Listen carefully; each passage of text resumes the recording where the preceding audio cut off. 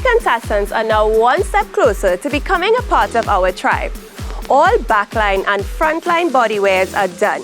And now it's time for the icing on the cake. Full frontline featherwork.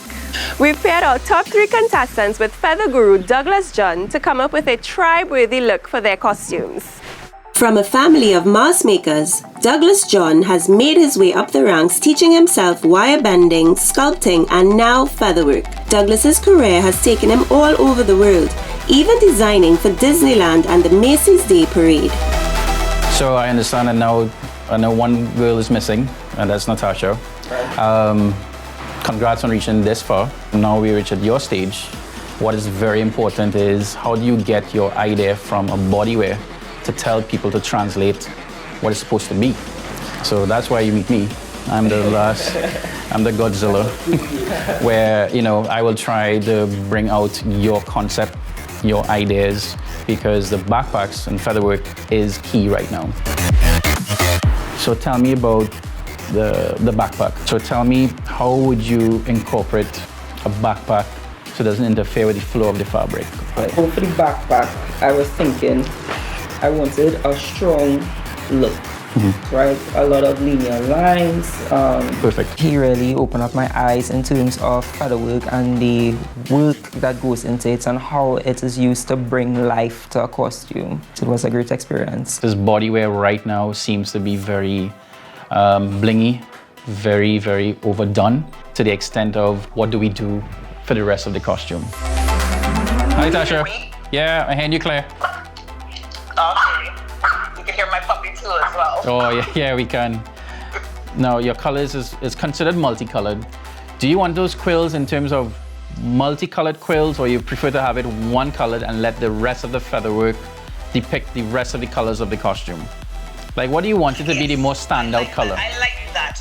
I think the teal. I think the teal kind of pops out a little bit because that's what's on the fringe. And then we would do, I guess, what's the other color? Like that other bright color. Is it melon? I guess it's melon, right? Yes, I can see her personality coming out right away. Based on her designs that I saw in front of me, I think her color scheme could be mixed up a little bit more, and we can add more of contrast to it. But I think her purpose being Aztec will again fall into the basis of what the band is trying to do. So tell me about this particular frontline. Now that we're at this stage, give me some sort of guideline as to where you came up with this concept, and give me a little bit about what it's supposed to depict. Well, when I heard that we was working with Douglas, I was excited because I'm a big fan of his work. Our session went pretty well. I think he grasped where I was coming from with my design. Kristen's design I really like a lot because the simplicity of it, I got everything that I needed from it from the get-go, from the time I saw it on sketch. I'm quite excited to get it done because I love using different colors and different styles. And I think his particular backpack that he's trying to bring forward is going to be an advantage for him. Once the featherwork is complete, it's time for lights, camera, and action. If you're a tribe fan, then you know our photo shoots are always lit. A picture paints 1,000 words, and our photo shoots are designed to make you say, I want that costume.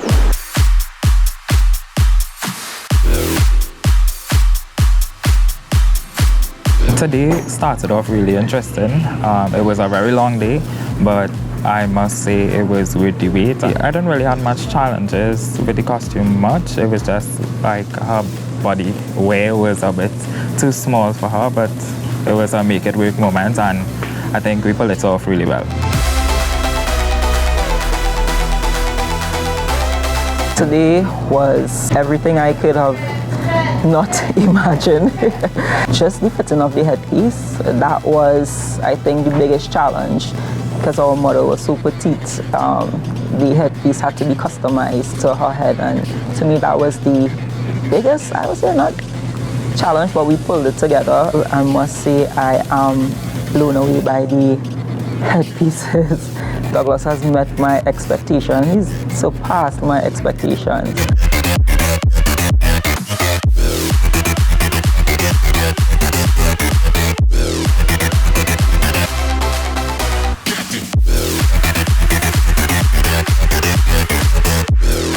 there are no eliminations today, we did want a fresh pair of eyes to help us determine the winner. Ruana Booker Evans is a trained architect and entrepreneur.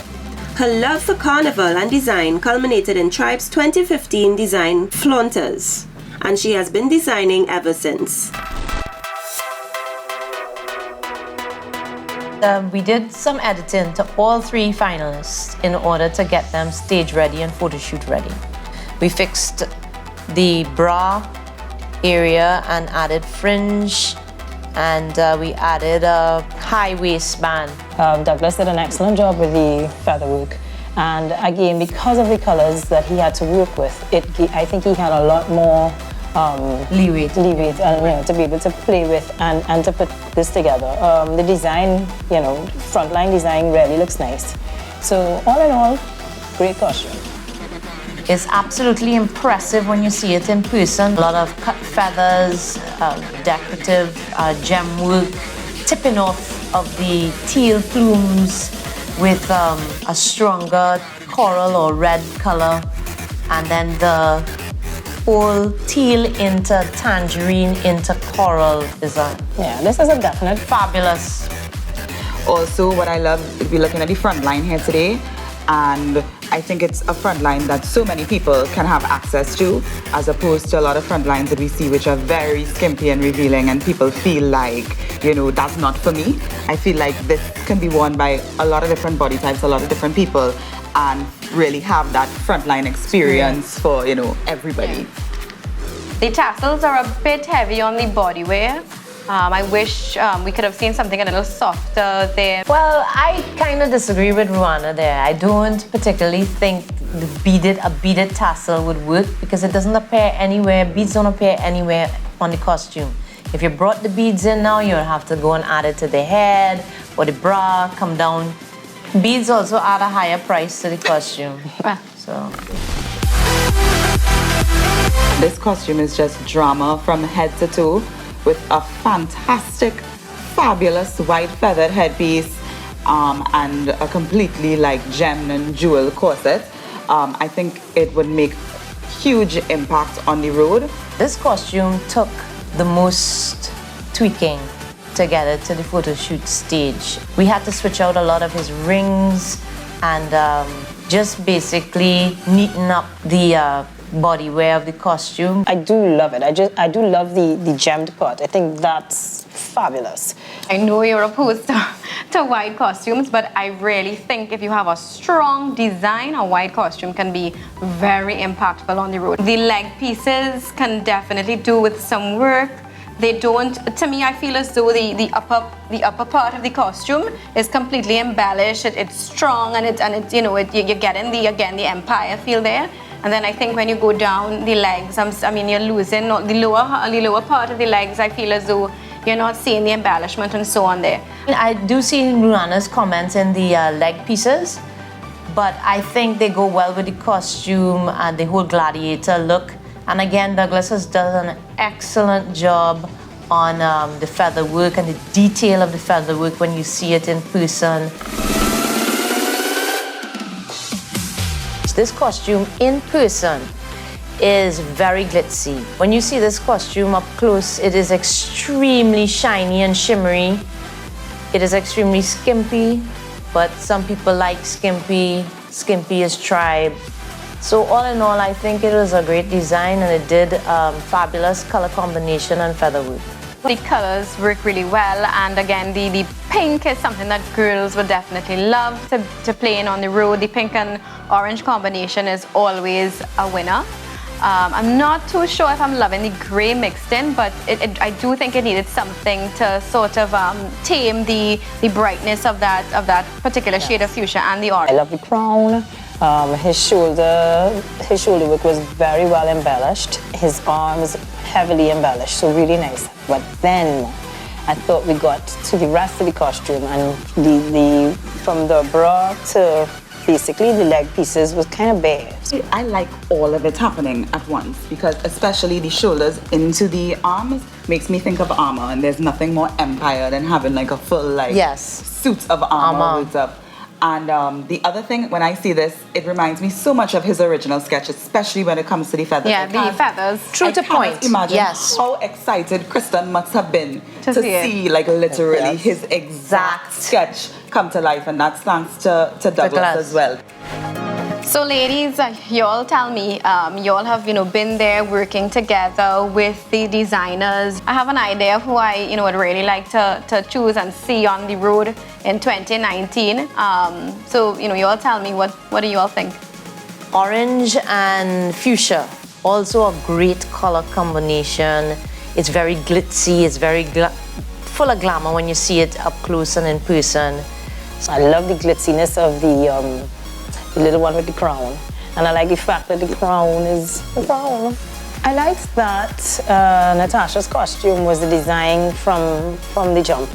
She put a lot of effort into actually constructing the trim herself, which shows a lot more ingenuity on her part and an imagination. I have to step in there because we did say that about Natasha's costume, and after actually touching and getting closer to the white costume, Plot twist. he did his own trim. Things that we saw before and didn't realize that it looked like it came straight out of the store. Okay, this is getting more difficult. Catherine. There's so many elements I love about all of them, and it's just for me right now trying to figure out who the tribe masquerader would really want to. That's something to we play have not in, really touched on. Who the tribe masquerader. as opposed to what I like personally. Correct. But then I'm trying to figure out which one is based on that. From 250 applicants, we're now down to 1. Find out who will wear the crown and join the Empire for Tribe's 15th anniversary this Saturday, 21st July at Festival of the Bands. See you there!